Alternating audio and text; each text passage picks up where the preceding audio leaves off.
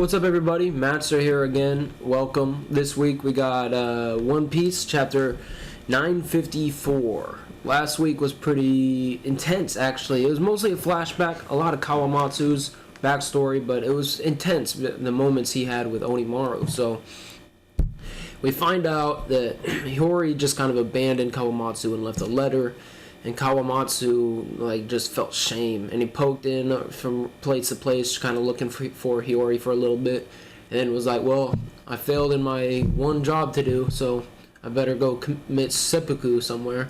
And he goes to Ringo, goes to Bandit Bridge, and then while he's there, some grave robbers get chased off by Onimaru, the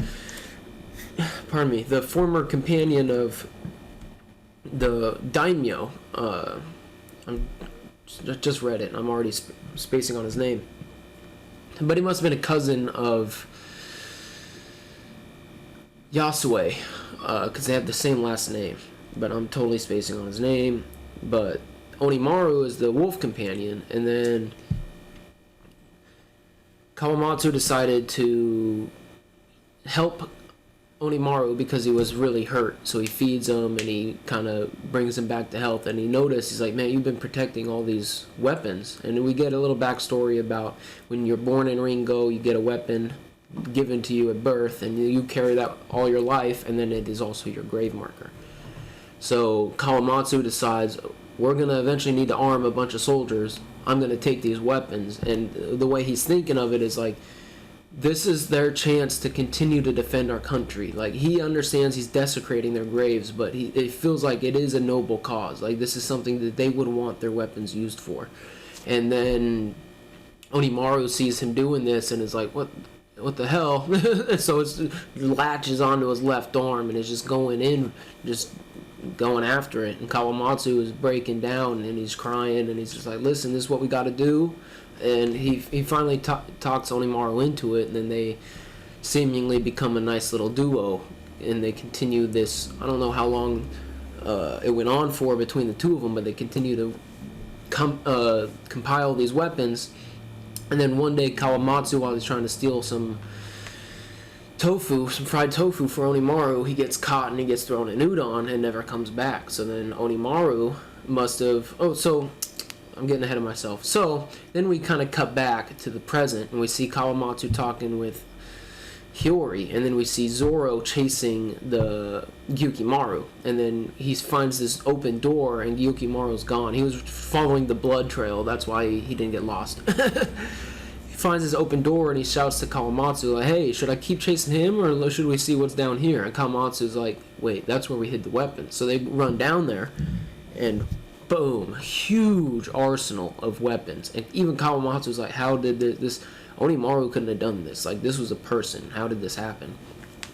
And then he calls Kinemon and he's like, hey, we got it. We can arm anyone you can get, they'll have a weapon. So, and then we cut back to a ways away from the entrance to the tunnel, and we see Gyukimaru, and then poof, turns into Onimaru. It was Onimaru the whole time, which makes you wonder, Onimaru must be pretty powerful. I mean, he got overwhelmed by Zoro pretty quick, but he did have a moment or two against Zoro, so that's saying something. So Onimaru, pretty powerful. Interesting to see. I'm interested to see if he'll come back.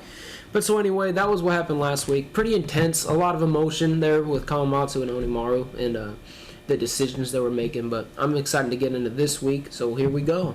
Chapter 954, like giving wings to a dragon, and it's got an asterisk. Why? Translator's note. This is a Japanese idiom, didn't substitute in an English idiom due to the dragon symbolism. Possible English equivalents are the icing on the cake adding fuel to the fire. Oh, okay. Cool. And then we got a cover series. Beige got a different ship finally. He's not riding around on a cupcake. He even put up a makeshift sail. Beige, a drawing of a castle Beige. Fire! And a thing that says, I Heart Family. Alright.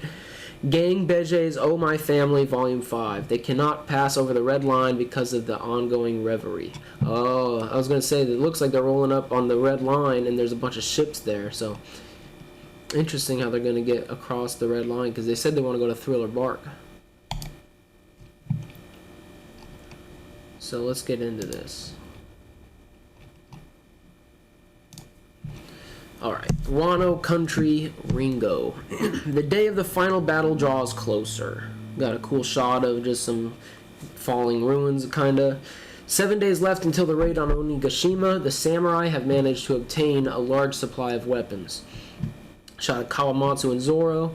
You must not, Lady Hiyori. You cannot give away Lord Odin's keepsake. And Zoro's just kind of paused.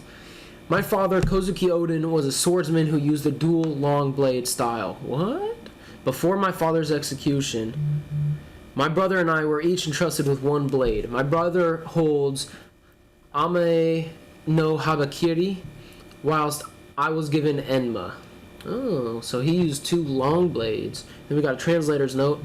Translated as Snake Slayer of Takamagara. It is said to be one of Susanoo's swords, in which used to slay the Yamano Orochi. This is a real sword which is currently enshrined in the Isanokami Shrine in Japan. That's really cool.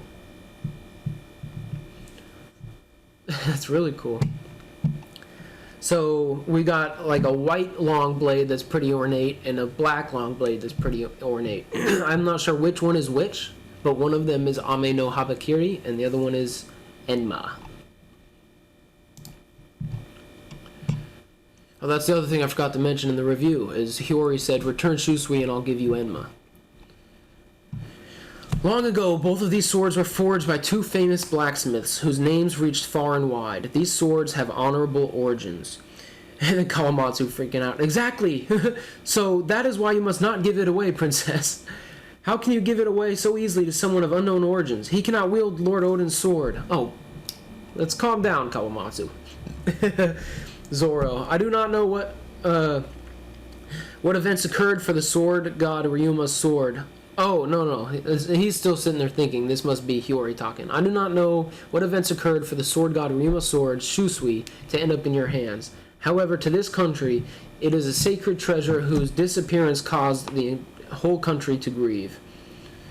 And then Zoro was thinking to himself, I'm pretty sure Moria stole it. And he's right. So please return Shusui to us. This is Hiyori again. And then Zoro, well, if you're going to give me a replacement, then I guess it's okay. Yeah, I like Shusui, but I wonder if this one's not going to be black. There's a theory that Zoro will want to turn his own blades black now that we know the whole you can blacken your own blades permanently. And some people were like, he wouldn't want a sword that was turned black through someone else's efforts. He would want to be able to do that himself. So, but I don't know if Odin was able to do that either. So, I did get to know Ryuma when we crossed swords, even if it was just his corpse. Fine, okay, I'll give you guys back the sword, but at least let me visit his grave afterwards. Kawamatsu, he's delusional. Are you sure about him, princess? Because, yeah, to Kawamatsu, he's like, Ryuma's been dead for like 400 or 500 years. You did not cross swords with him. What are you talking about? Okay, the flower capital. The samurai imprisoned in the Rosetsu district have yet to be released. Damn it, what should we do? Oh shit, we got Law holding the sword to Hawkins' neck. Hawkins on the ground. Tell me what happened to the pirate alliance between Kid, Apoo, and yourself. What did Law do? We were set up. Scratchman Apoo was already working under Kaido. Oh shit, okay. That monster Kaido said to us, and this is obviously Hawkins talking, if you want to become my subordinates, then I will welcome you with open arms. He has been recruiting strong soldiers for his army for a long time. We've got a quick flashback shot of Kaido standing over the 3 of them. Apoo was a traitor. Crazy. And we still haven't seen Apoo like this whole arc. Okay, in order to have the world's strongest army, back then my chance of victory was 0%. Escape, chance 0%. Submission to survive, chance 40%. I had no choice. But Kid and Killer were a different story. They tried facing him head on and fought until they both collapsed. But Kaido never kills people like that. He always does whatever it takes to break their spirit until they submit. Cool. This is out of nowhere. Law overpowered. Law was in Sea Prism cuffs. How did he do this? Hawkins continues. I can't imagine Kid bending the knee to him, so he's probably dead. He's not, but anyway. As for the rest of his crew, if you want to save your captain, then do this and that, is what he probably told them. In the end, Orochi is going to do whatever he wants with them, and he already turned killer into a pleasure, essentially. The 4 emperors are monsters compared to us. Common sense doesn't apply to them. You're doing pretty well in your alliance with Straw Hat. You came here together on good terms, but how do you feel now? Have you changed your mind? Ooh, let's see what Law says. Law pauses for a moment. We got a black panel. Slash. It's none of your concern. Clang. If letting me escape is part of some grand plan of yours, then I'll go along with it. Oh. 6 days until the raid on Onigashima. So, Hawkins let him escape? And maybe Law beat him up to make it look like it wasn't... What is going on here? And it looked like when Law was leaving the cell, we got a shot of someone's foot. But I don't know who that was. Udon prisoner mind. So we're just jumping all over the place. Okay. Law's out. It sounds like Hawkins let him out? Hawkins all of a sudden was kind of cordial there. I mean, he had a sword to his neck, so...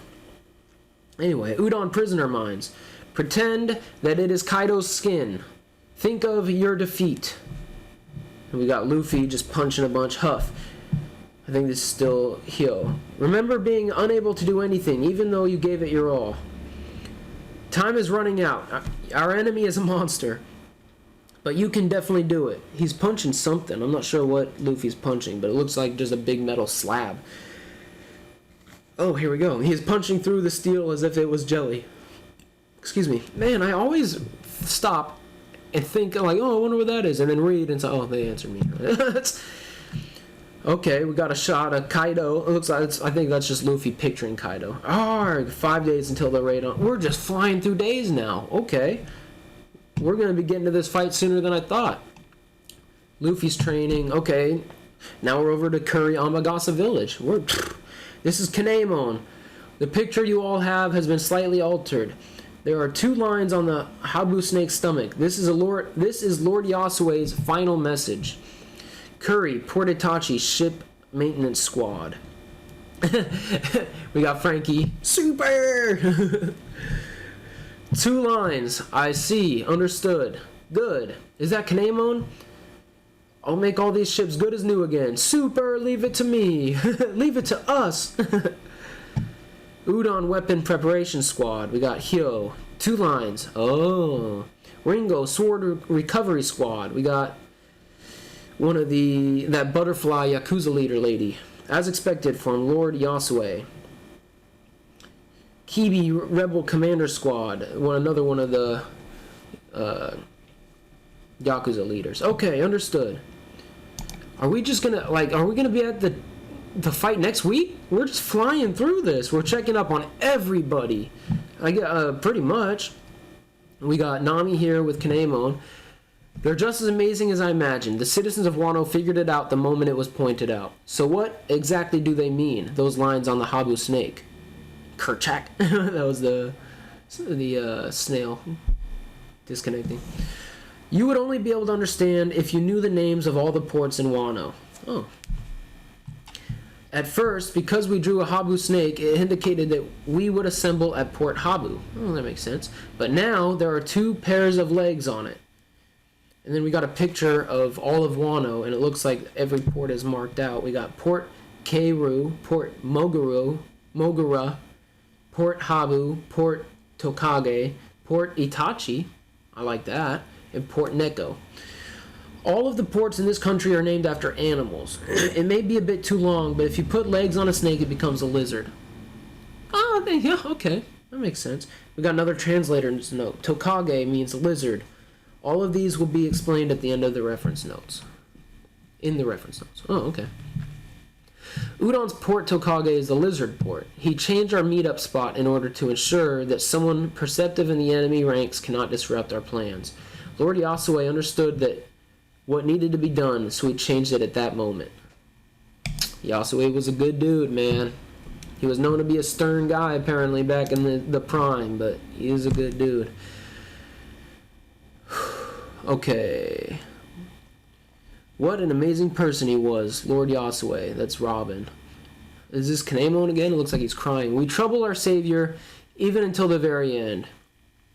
And then Shinobu. If we do not succeed to make his sacrifice worthwhile, it would be a warrior's greatest shame. And then Kawamatsu is here. In the past, Lord Yasue told us this. All of you. So we're getting a good look at all of the scabbards. Except for that one was Robin. But we got Kondro and Raizo here. All of you will become this country's guardians. We still have much to do. A cool pan-out shot. But thanks to everybody's efforts. Oh! So in this pan-out shot, we got Zoro, we got Ashura Doji, we got Duke Dogdom, we got Kawamatsu, we got Little Momo, we got Robin, Sanji, Brook, Nami, Kinemon. Is that I can't remember who that other lady is, but Kondro, Raizo, and Shinobu, and we got the Tengu. And there's still a red scabbard missing, right? That's probably one of the guy. I wonder how many people thought maybe he was it. I never heard a theory about that, but it makes sense. I wonder. Let me not get ahead of myself, but the Tengu dude that gave Luffy that sword is in the background here. In a shot that is just Straw Hats and Scabbards. So, interesting. How impressive. This is Sanji. Our goal of gathering 5,000 people is no longer an impossible dream. That's right. Everyone's amazing. That's Brook. Stop wasting time. We're just getting a close-up of everybody. Yes, let us begin. The strategy meeting. That was Kinemon. Oh, I skipped I skipped a lot of the text in that big panel because I got ahead of myself. We still have much to do, but thanks to everybody's efforts, our forces are increasing to our desired numbers. We have yet to hear anything about Denjiro. That's probably the Tengu. Oh, no, they would know if he was right there. But we have 7 retainers of the Kozuki family gathered here. Alright. Ooh, outside shot of Wano, some of those rough waters. This may seem like a sudden revelation, but there are actually 2 ways to enter Wano country. The first is to have a cart pull your ship to the waterfall. This is a method. This method is hit or miss. The second method is to enter the cave behind the waterfall. Oh, shit.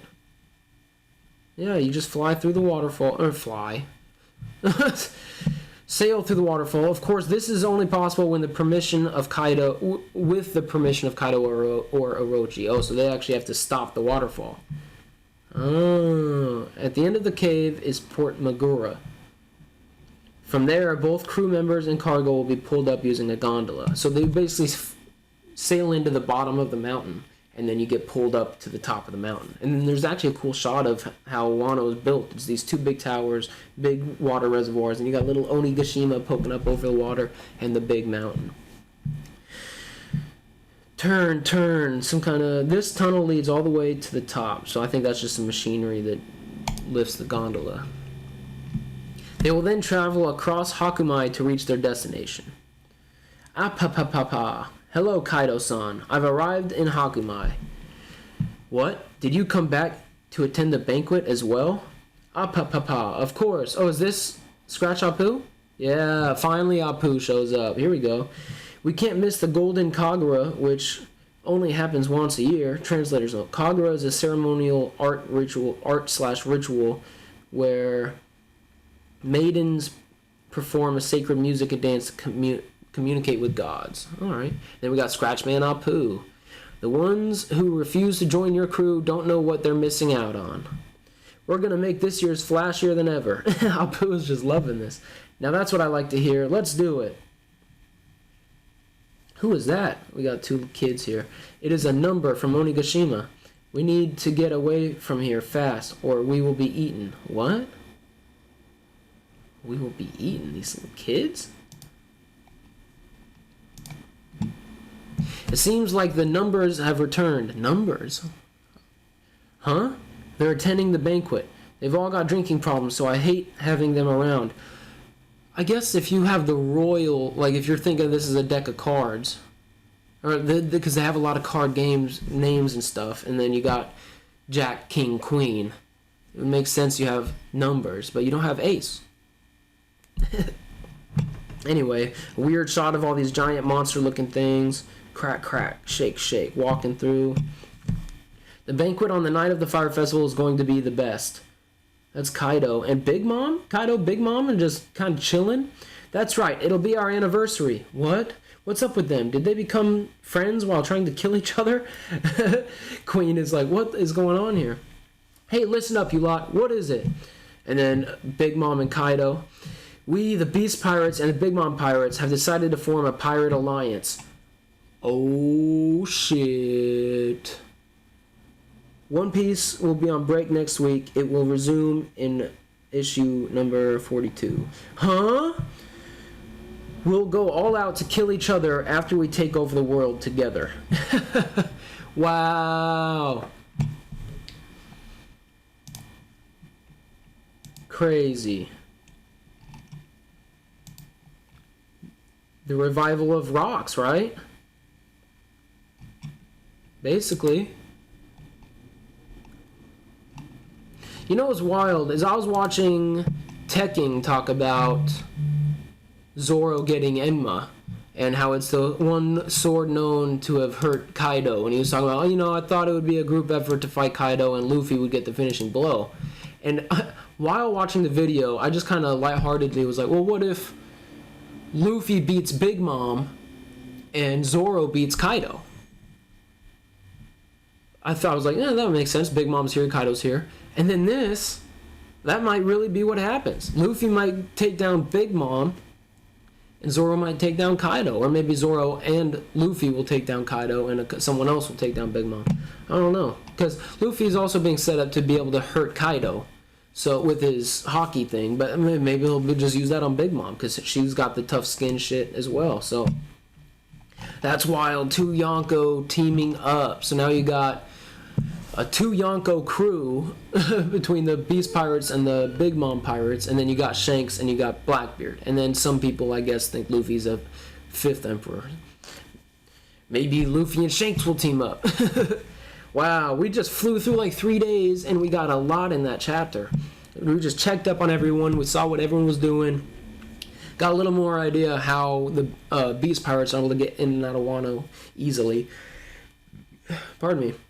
And just, I don't know, I feel like a lot of exposition in that chapter and a lot of setup and just flying towards the Fire Festival. So I think it's going to be coming up sooner than expected, which is cool because I'm just pumped. It'll be fun. I'm interested to see. Oh, and also, I forgot to point out, in that pan-out shot with all of the Straw Hats and the scabbards, Momo has a sword. And it looks like it's a black sheath. So maybe he's got the black sheath one, which is the, what'd she call it? What did she call it? Ame-No-Habakiri, and then she's got the white blade whilst I was given Enma. Yeah, so interested to see what happens. I'm interested to see what's going to happen with Zoro and these swords. I love this stuff. This has been an amazing arc, and it just keeps going and going. And that's that. I hope you guys enjoyed as much as I did, and until next time.